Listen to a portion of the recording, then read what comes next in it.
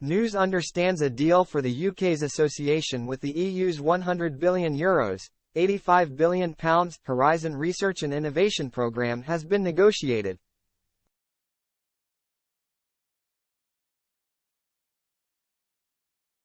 The proposed arrangement is awaiting approval from the Prime Minister. If Rishi Sunak agrees, an announcement is expected on Tuesday after his talks with the European Commission chief Ursula von der Leyen.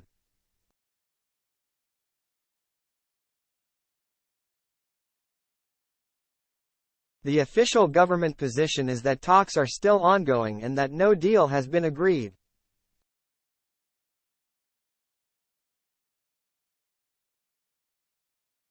But highly placed sources have now told BBC News that a sticking point over how much research funding the UK is expected to receive has been resolved and that two separate options for associate membership await the Prime Minister's consideration.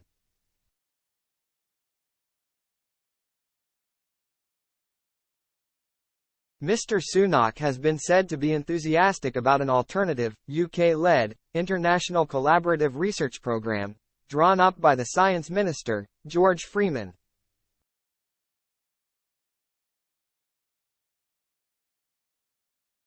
But the UK research community has constantly and unanimously argued for membership of the European Horizon programme.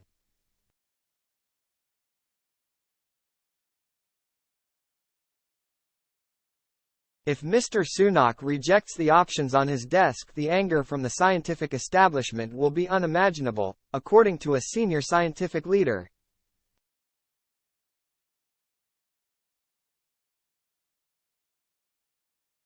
Should events go as expected, the deal will come as a huge relief to the scientific community.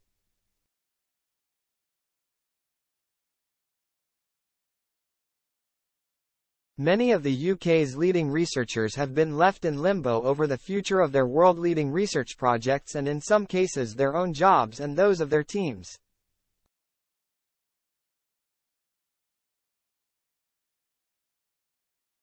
Associate membership had been agreed as part of the withdrawal agreement when the UK formally left the EU at the end of January 2020.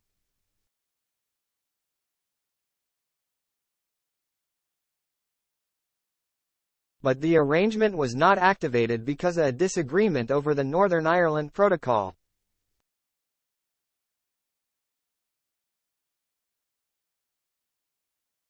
This was resolved in February of this year and it had been hoped that a deal for Horizon would swiftly follow.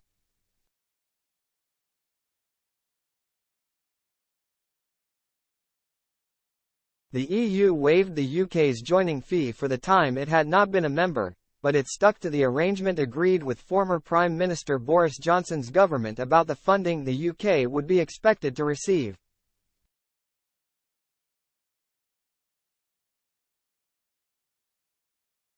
The government had agreed that if UK researchers received less than 12% of what then the UK put in, Britain could terminate the arrangement.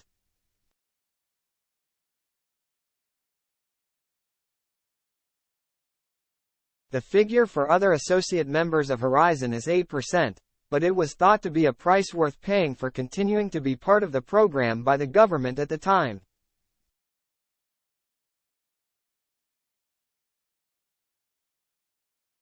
Talks since the Windsor Agreement have focused largely on renegotiating this figure to be more in line with that of other associate members.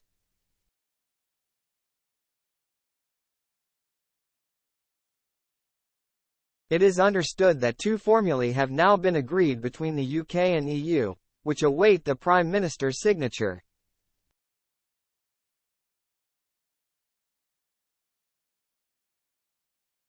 The standoff has bemused UK researchers because pre-Brexit the UK received around £500 million more than the £1.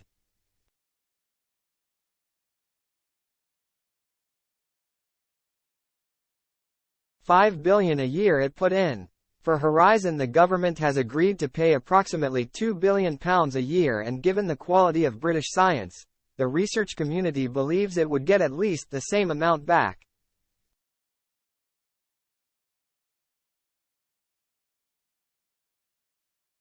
Many feel that months have been lost haggling over a hypothetical point. News that a draft agreement had been reached was reported on Wednesday afternoon by Politico, but was greeted by a terse statement from the Foreign, Commonwealth and Development Office.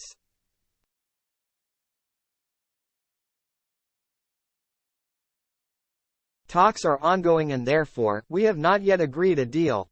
The statement went on to say that the report did not reflect current state of negotiations, and that UK participation in EU programs must be fair for UK researchers, businesses and taxpayers, and we have set out our bold, ambitious alternative, Pioneer, if we're not able to secure association on that basis.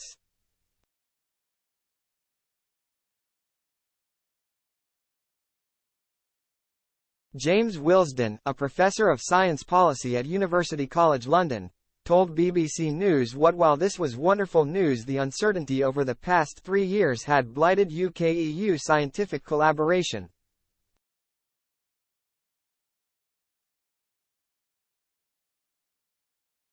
In haggling over the budget, the UK was in danger of being penny-wise but pound-foolish, emphasizing short-term costs over the huge long-term gains that will flow from UK participation.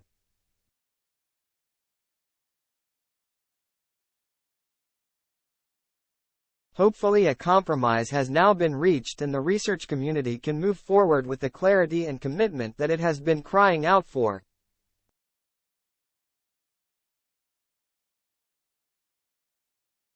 Professor Lord Krebs, a long-serving and respected scientific advisor to the government from the University of Oxford, said, "Delays over 2 years have caused serious and lasting damage to UKRD.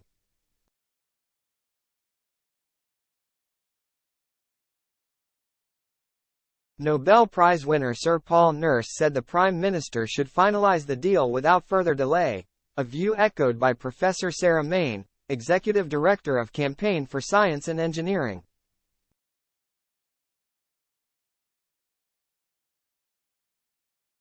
I urge the Prime Minister and President of the European Commission to secure this agreement, enabling researchers to get on with the vital role they play in improving people's lives and livelihoods," she said.